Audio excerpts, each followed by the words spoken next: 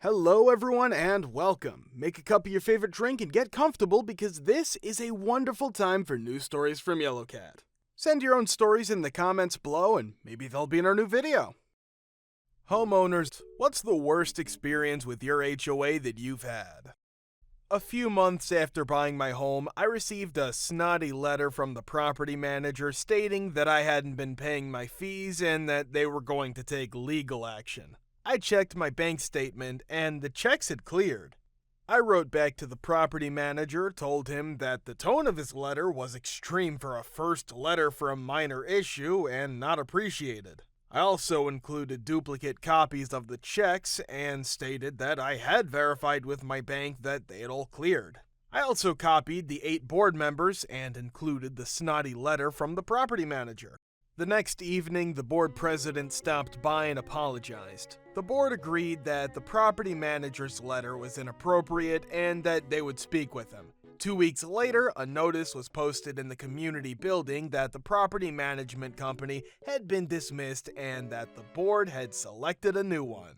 Apart from that, nothing much exciting. They didn't like how I had run an antenna cable up the back of the house. Admittedly, it was a bit sloppy, so they sent a maintenance guy over to offer me guidance on their standards, and he helped me clean it up. The most entertaining was from years ago when I was a kid. My parents bought a newly constructed house in Reston, Virginia in 1986. The neighbor's house was a few months older than ours. It was owned by a retired couple in the late 90s when this occurred. They were in their mid-70s. My dad called the HOA the Reston Communist Party, and my favorite story was this. Those neighbors have one of the largest models in the neighborhood. The house and yard were immaculately maintained, and it was a pale yellow color with black shutters. I think 1996 to 7, they got a notice from the HOA that they had not sought approval from the association for the color of their house and shutters, and furthermore, that the color choice was deemed unfitting or whatever, and it would need to be changed. The house had never been painted. It had been pale yellow with black shutters when it was built 10 years ago. If you want to see outrage, wear a pastel polo shirt and initiate an argument with a 75-year-old couple who were both World War II veterans, by the way. She was a field nurse. That the home that they took immense pride in was unfit for the neighborhood. I wish I could have heard the actual words as he chased the guy off his driveway. A very similar thing happened to my parents in Virginia. They bought a home that was this awful faded gray that really needed to be repainted. My mom thought a nice light gray blue would be a refreshing choice because everything else in the neighborhood was either that same shade of gray or red brick. The house was also colonial revival, if I'm remembering correctly, and that's not exactly an unusual color to paint them.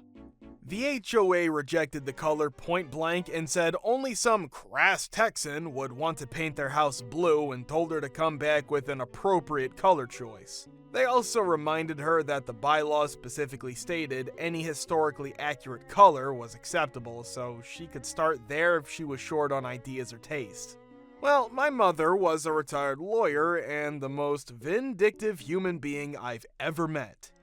She enlisted the help of a historian who worked with my dad, who gladly offered his time for free when he heard he was helping win a war against an HOA to pin down heaps of evidence that even brighter shade of blue was not only historically accurate for that style of house, but had even been the original color of several houses in the neighborhood. They found shade mixing instructions and everything.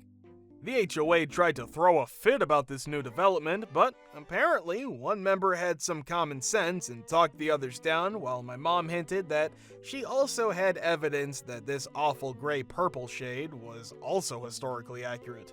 The final blue color was very nice. It wasn't an eyesore/spite house situation, and the shade would have weathered beautifully. But my dad got transferred and they sold it, and apparently not even 3 years later, the house was back to being gray.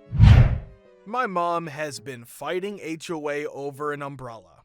The whole community has to have a tan umbrella on their deck. Not blue, not green, tan. Backstory. Now, she lives in a well-to-do area in a $600,000+ condo where the actual houses are over $1 million to $10 million. The whole thing is on a golf course, so HOA is in full end mode there. When she bought the land, she wanted to build a custom condo in the allotted space, so she did just that, which peed off HOA something awful, but she agreed to have the same siding and the same window shutters and the same door lock, so it looked identical on the outside, but on the inside, it was a paradise. She is the only condo that has a basement, and she swears HOA doesn't know she put in a basement. She has a blue umbrella on her deck, and she's sitting under it when she sees HOA drive past the cul-de-sac behind the deck, and shortly after, she hears the knocking on the door. Piglet's mom, you can't have a blue umbrella. You'll get a $300 fine unless you remove it. Mom says, sure, and leaves it up. This happens several more times until they finally come and physically remove it from the house. She allows them to do it because, little do they know, she's got all the plans to enclose a deck and make a 4-season room out of it, which definitely isn't allowed, but she doesn't care. My mom isn't a bee, she's actually hilarious. This HOA tries to tell you what kind of dogs you can have and they can only be fancy dogs. Literally nobody, save for a few families who don't even really speak English, follow the rules, and there's like over 300 homes in the community. HOA knows they're dumb, and in over 12 years, they have threatened the S out of people, and not once has anyone gone to court or lost their homes. It's been a long troll on HOA to give up on everyone's part, and it's actually working, and it's actually pretty funny. They fined me for leaving my garage door open. I was notified by registered mail with a picture of our garage door open. Literally, in the picture is a garage door company truck parked in front with their business name clearly marked on the side. And the guy was replacing 2 slats at the time of the picture being taken. Yes, fined $50 for having the garage door open while a garage doorman repaired it. We have a xeriscape front lawn. It's basically just a bunch of pretty rocks. One day, we had been gone at a family dinner all this day. They fined us $125 for having rocks on our driveway. We were confused at first, but then we flipped the paper over and there was a picture. There were 3 effing rocks in our driveway that got tracked there when we left that morning.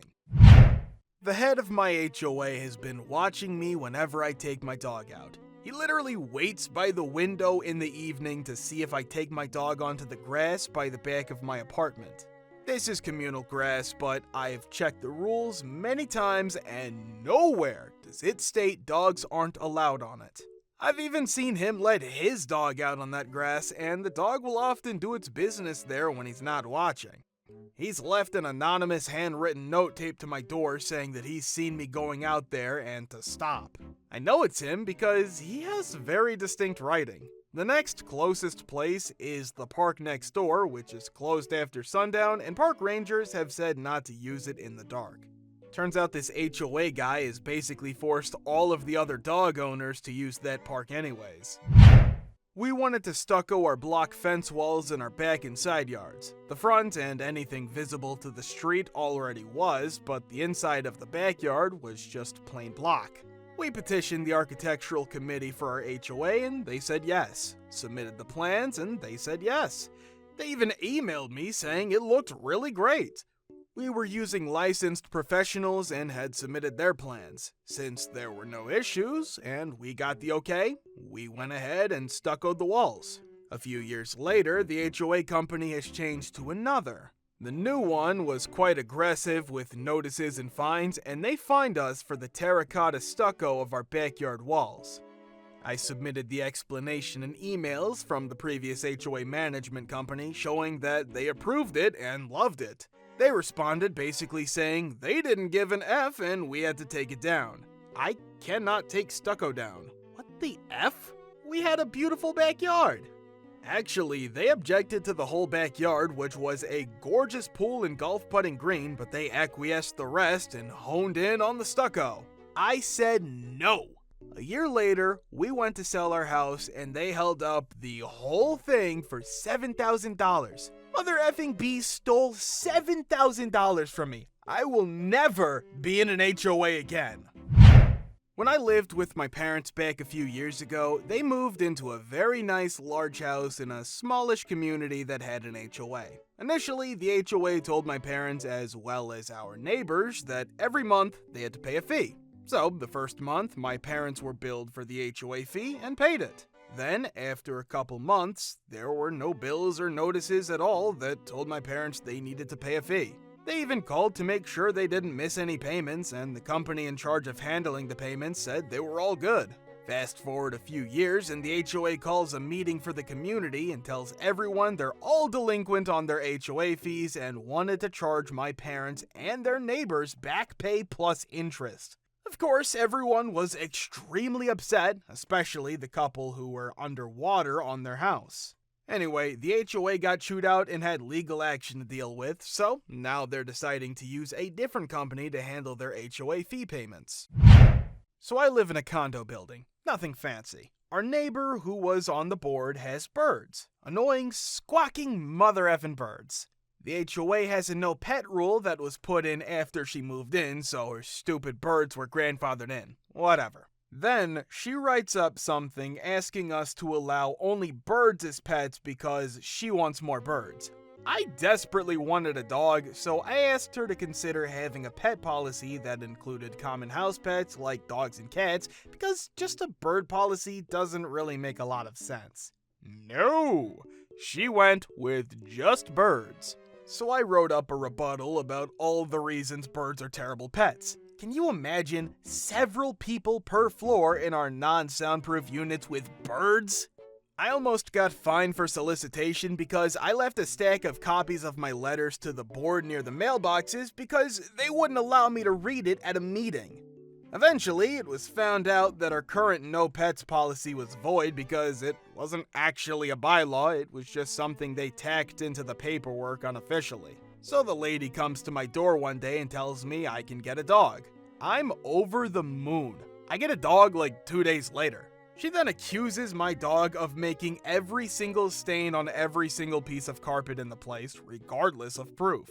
She sent vague but creepy letters about how we were being carefully watched and how we could incur fees for any damage on the property. Anytime a flower had been trampled or a patch of dead grass was discovered, it was my dog's fault. It was miserable. We moved out. My parents bought a house in Northern California and loved the fact that they were in a gated community. The president of the HOA was their next door neighbor, and man, was this lady a grade AC. I visited years ago and stayed in their guest room, faces the front of the house. She came home, overheard a phone conversation I was having with a friend of mine, and got upset that I was using profane language. Instead of simply getting over herself, or maybe even knocking on our door to ask me to close my window, she calls the police for a noise complaint. They show up, realize that it's only me at the house, my parents were out having dinner, and seemed puzzled to why they were called. I was also puzzled until she walked out to tell her side of the story. I got irritated and basically told her that she was acting a bit insane. That was a bad decision. From there on out, she was horrible to my parents. My parents were quiet people and never had people over, so there was nothing for her to complain about. Until one day, they come home from a short vacation to see their tree is gone. This wasn't just some little tree, it was an enormous cherry tree that provided the entire front of the house with shade.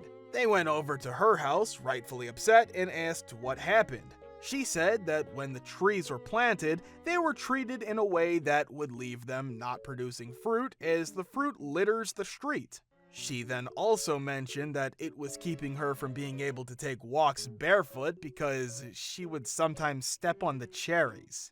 So now they own the only house on the block without a large tree because this bee didn't like stepping on cherries.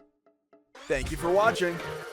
Thank you for subscribing, the likes, and the comments. See you in the next video.